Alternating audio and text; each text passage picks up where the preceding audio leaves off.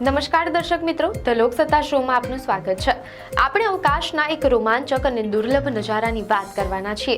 આ મહિને આપણી પૃથ્વી પાસેથી એક નહીં પણ બે લાંબા ગાળાના ધૂમકેતુઓ પસાર થવાના છે, જેના પર વૈજ્ઞાનિકોની નજર ટકેલી છે। આ ધૂમકેતુઓના નામ છે C2025 A6 લેમન અને C2025 R2 સ્વાન। આ બંને ધૂમકેતુઓ સૂર્યની આસપાસ લાંબા ગાળાની લંબગોળ ભ્રમણ કક્ષામાં ફરે છે અને હાલમાં તેઓ દૂરબીન અથવા ટેલિસ્કોપ વડે જોઈ શકાય છે, જે અવકાશ પ્રેમીઓ માટે એક અદ્ભુત તક છે। મીડિયા અહેવાલો અનુસાર બંને ધૂમકેતુઓની શોધ નવા વર્ષની આસપાસ થઈ હતી। C2025 A6 લેમનને પહેલીવાર 3 જાન્યુઆરી 2025ના રોજ જોવામાં આવ્યો હતો, જ્યારે C2025 R2 સ્વાનને 10 સપ્ટેમ્બર 2025ના રોજ પ્રથમવાર જોવામાં આવ્યો હતો। આ ધૂમકેતુઓ અન્ય સામાન્ય ધૂમકેતુઓથી અલગ છે, કારણ કે તેમની ભ્રમણ કક્ષા ખૂબ લાંબી છે, જે 200 વર્ષથી વધુ સમય લેશે। જો તમને આ પૂંછડિયા તારાઓને જોવામાં રસ હોય તો તેને જોવાનો સમય નક્કી છે।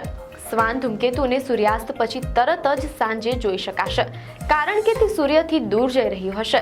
બીજી તરફ લેમન ધૂમકેતુને સૂર્યોદય પહેલા જ જોઈ શકાય છે।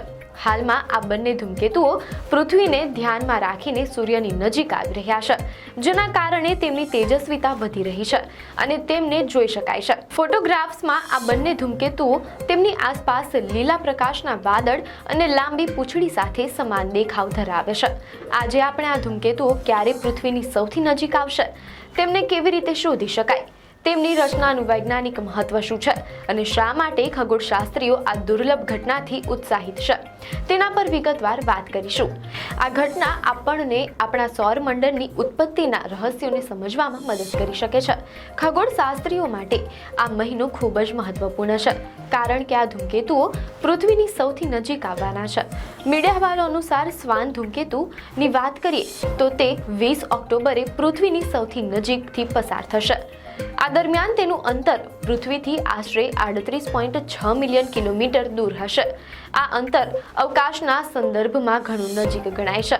જ્યારે લેમન ધૂમકેતુની વાત કરીએ તે પછીના દિવસે 21 ઓક્ટોબરે પૃથ્વીની સૌથી નજીકથી પસાર થશે, જો કે તેનું અંતર સ્વાન ધૂમકેતુ કરતાં વધુ હશે, જે લગભગ 88.5 મિલિયન કિલોમીટર દૂર હશે। અંતરિક્ષ યાત્રીઓ અને વૈજ્ઞાનિકો આશા રાખી રહ્યા છે કે જ્યારે આ ધૂમકેતુઓ પૃથ્વીની આટલી નજીકથી પસાર થશે ત્યારે તેમને આ લાંબા ગાળાના પદાર્થો વિશે મહત્વની માહિતી મળશે।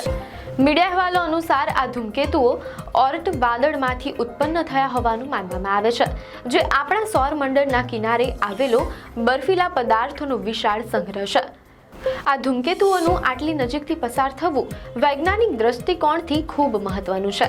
એવું માનવામાં આવે છે કે સ્વાન અને લેમન ધૂમકેતુઓ અબજો વર્ષો પહેલા સૌરમંડળની રચનાની શરૂઆતમાં ગુરુ અને શનિ ગ્રહની આસપાસ રચાયા હશે। ત્યારબાદ ગુરુત્વાકર્ષણ બળોને કારણે તેઓ સૌરમંડળની બહારના ઓર્ટ વાદળમાં ફેંકાઈ ગયા હશે। આ લાંબા સમય દરમિયાન તેઓ એકદમ થીજી ગયેલી સ્થિતિમાં રહ્યા હોવાનું માનવામાં આવે છે। તેઓ હવે જેમ જેમ સૂર્યની નજીક આવી રહ્યા છે તેમ તેમ તેમના પરનો બરફ પીગળી રહ્યો છે અને તેમાંથી પદાર્થો મુક્ત થઈ રહ્યા છે। આ પીગળતા બરફમાંથી નીકળતા પદાર્થો એવા હોઈ શકે છે જે સૌરમંડળની રચના બાદ ભાગ્યે જ જોવા મળ્યા હોય। આ બર્ફીલા કણો અને વાયુઓના અભ્યાસથી વૈજ્ઞાનિકોને સૌરમંડળની ઉત્પત્તિ સમયે પદાર્થો કેવા હતા તે વિશે અમૂલ્ય માહિતી મળી શકે છે। આ રીતે આ ધૂમકેતુઓ સમયના કેપ્સ્યુલ સમાન છે। ખગોળશાસ્ત્રીઓ અને વિજ્ઞાનીઓ સામાન્ય લોકોને પણ આ અદ્ભુત નજારો જોવાની સલાહ આપે છે, કારણ કે આ એક દુર્લભ તક છે। મીડિયા અહેવાલો અનુસાર આ ધૂમકેતુઓને જોવાની શ્રેષ્ઠ રીત એ છે કે દૂરબીન અથવા ટેલિસ્કોપનો ઉપયોગ કરવો। સૌથી મહત્વપૂર્ણ સલાહ એ છે કે તમારે શહેરના પ્રકાશથી દૂર સંપૂર્ણ અંધારું હોય તેવા વિસ્તારમાં જવું જોઈએ। જેમ કે લેમન ધૂમકેતુ હાલમાં ઉત્તર ગોળાર્ધમાં જોવા મળી રહ્યો છે, પરંતુ તે નવેમ્બર અને ડિસેમ્બરમાં સૂર્યની પાછળ છુપાઈ જશે, તેથી આ મહિનો જ તેને જોવાનો શ્રેષ્ઠ સમય છે। લેમન અને સ્વાન ધૂમકેતુઓનું પૃથ્વી પાસેથી પસાર થવું એ માત્ર એક ખગોળીય ઘટના નથી, પરંતુ આપણા સૌરમંડળના લાખો વર્ષો જૂના ઇતિહાસના દરવાજા ખોલનારી એક ચાવી છે। અવકાશ પ્રેમીઓ માટે આ મહિનો જાગરણ અને અદ્ભુત નિરીક્ષણનો સમય છે। મીડિયા અહેવાલો અનુસાર જે લોકો પાસે ટેલિસ્કોપ નથી તેમના માટે 20 ઓક્ટોબરે વાતાવરણ અનુકૂળ હશે, તો ઇટલીના મેન્સિયાનોમાં આવેલા વર્ચ્યુઅલ ટેલિસ્કોપ પ્રોજેક્ટ દ્વારા આ બંને ધૂમકેતુઓનું લાઈવ સ્ટ્રીમિંગ પણ કરવામાં આવશે. આ રીતે દરેક વ્યક્તિ પોતાના ઘરે બેઠા પણ આ ખગોળીય ઘટનાના સાક્ષી બની શકે છે. જો કે આ અભ્યાસ અને નિરીક્ષણ વૈજ્ઞાનિકોને આપણી સૌરમંડળની સમજણને વધુ ઊંડી બનાવવામાં મદદ કરશે. આપને માહિતી સારી લાગી હોય તો વિડીયોને લાઈક અને શેર કરજો, ચેનલને સબસ્ક્રાઇબ કરજો.